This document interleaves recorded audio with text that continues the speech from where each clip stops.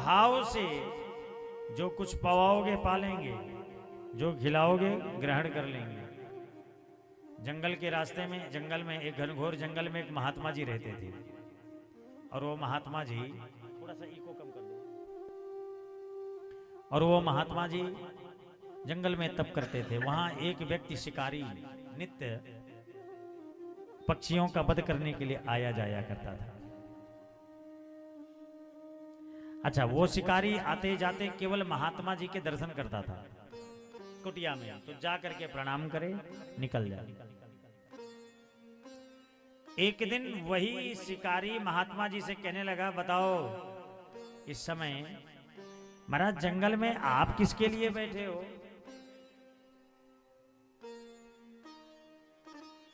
महात्मा जी ने कहा, तुम जंगल में क्या करने आते हो?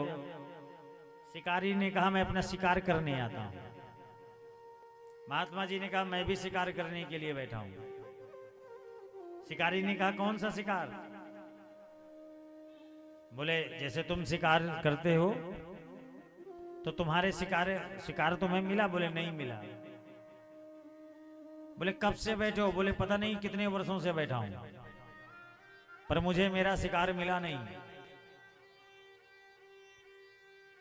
शिकारी ने कहा, चिंता मत करो, इतने सालों से मैं तो रोज आता हूं, सुबह आता हूं और शिकार करके शाम को घर चला जाता हूं। और कितने वर्षों से हो गए तुम अपने शिकार की तलाश में बैठे हो, आज तक तुम्हारा शिकार ही नहीं मिला। कहने लगे, एक बात बता, है कैसा वो?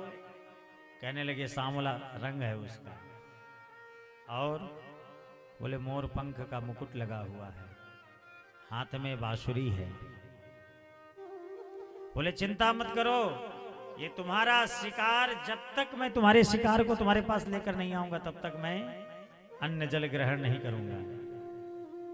ये बहेलिया जीवन भर जिसने केवल जंगल का रास्ता देखा, जिसने जीवन भर मांस भक्षण किया, जिसने अपवित्रता से रहा, जिसने जीवन में कभी भगवान के सन्मुख हाथ नहीं जोड़े, और उसने प्रतिज्ञा कर लिया कि महात्मा का शिकार जब तक नहीं लाऊंगा तब तक बैठूंगा नहीं।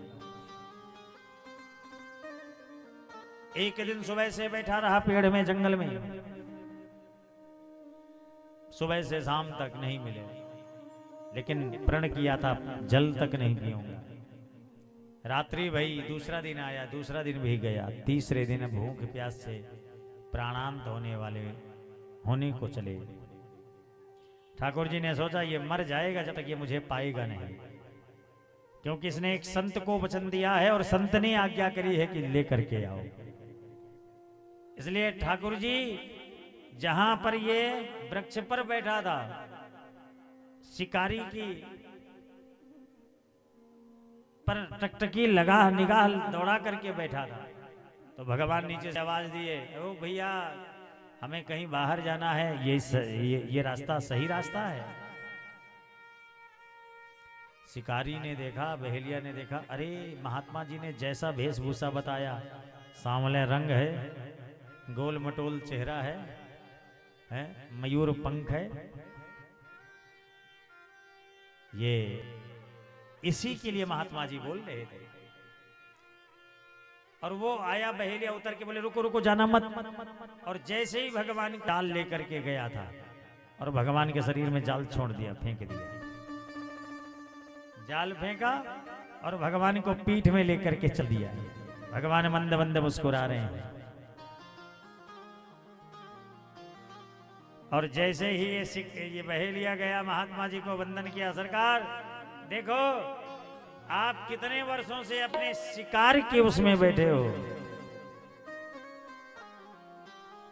और हम लेकर के आ गए। महात्मा जी उस शिकारी के, बहेलिया के चरणों को पकड़ लिए। बोले, वर्षों से व्यतीत कर दिया बैठे बैठे, तो एक क्षण में ही मेरे प्रभु को, मेरे इष्ट को लाकर खड़ा कर दिया। इसलिए भाव का भूखा है भगवान। परमात्मा पदार्थ का भूखा नहीं है, परमात्मा तो भाव का भूखा है। इसलिए भगवान को सुमन अर्पण करना चाहिए।